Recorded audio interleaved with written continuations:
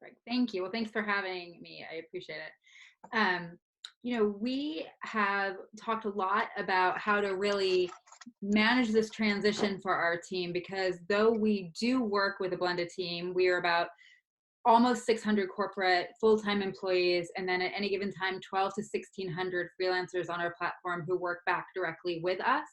And so making sure that we are mindful of that, but also remembering that this isn't what working from home feels like normally, right? Normally, if you're working from home, you are doing your job, you're set up, you've got a whole situation handled. You haven't got 7-year-old twins downstairs wreaking havoc on the Legos. You've not got, parents that you're fighting with about whether they can just pop out to CVS to get something. You haven't got all these other things, a partner at home, or worried about loss of income, or all those other factors at the level that we're all going through. So reminding our teams that this isn't necessarily like, this isn't business as normal, and this isn't what, when we talk about distributed work, we don't mean it to feel like this. So those are different things, and being really honest and realistic with each other about those things. We do think a lot about the transition that this has put everybody through. And for us internally, the way we've talked about it is by relying heavily on the Upwork values, which have been so important in guiding principles for us as we've continued to grow and evolve as an organization. And within that, we've also created another framework, which is led by our CEO, Hayden Brown, which is people first, business next, opportunities third.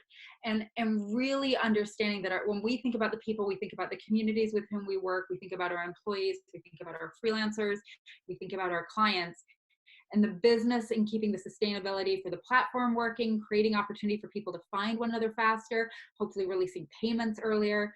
And then opportunities with so many people moving through this transition, how do we connect with folks who now realize that there's a lot they could be doing online, and how can we help set them up for success when most people are, really struggling in many different ways. And so above everything else, what we are encouraging our internal team to do, the leadership team is doing this, but also all the people with whom we're connecting, is lead person to person before everything else. So the first question that we're all asking each other is like, how are you? How does it feel today? Because certainly I know for me personally and the people I'm talking to, it's not the same. It's not a linear curve. Some days I feel like, okay, I'm getting a hang of it. Like, we've got groceries, I've got the kids doing something. And other days I feel like this is a complete disaster. And like, how are we going to make it for another few weeks? And so, to Victoria's early point, being authentic about that, being honest about what it feels like for all of us is really important. Um, Being clear about the goals and expectations. Again, feel like I'm going to reiterate a lot of what Victoria said because it was so good. But being clear about, these are the things we need to do for the business. How much of that are you able to do now? And not having the same expectations that we did 2 months ago when we, so many of us were sitting in our offices together, thinking about how information is shared, how it's protected.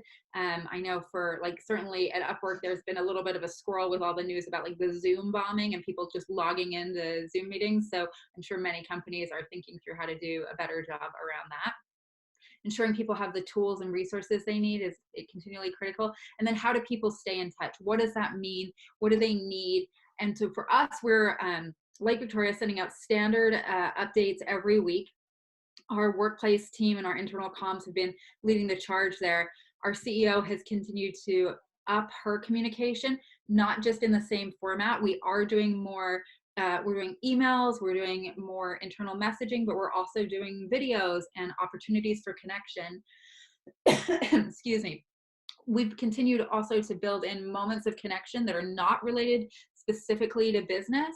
So we've worked with people, freelancers on our platform, to host yoga and mindfulness exercises twice a week at different times so people in different time zones can participate.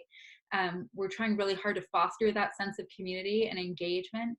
Each of us and the leadership team is hosting virtual coffee talks or happy hours throughout the week, making sure that we are encouraging people to create the space they need to do positive work, but also to really understand that they have to look after themselves first. They have to look after their families first.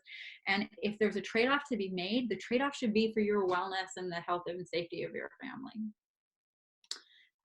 So just to quickly hit on some of these other points too, in terms of the adjusting to the full-time working from home, making sure that people have schedules and are trying to stay as professional as possible, that feels really different to all of us. Like certainly my kids have climbed on my lap during our CEO staff meetings. So professional has a grain of salt around it these days for sure. But we really, above everything else, are just committed to continuing our communication, understanding that everybody wants personal connection now as much as anything else that's happening, and then relying back on the framework that we've created at Upwork internally, where we are used to working with a hybrid team.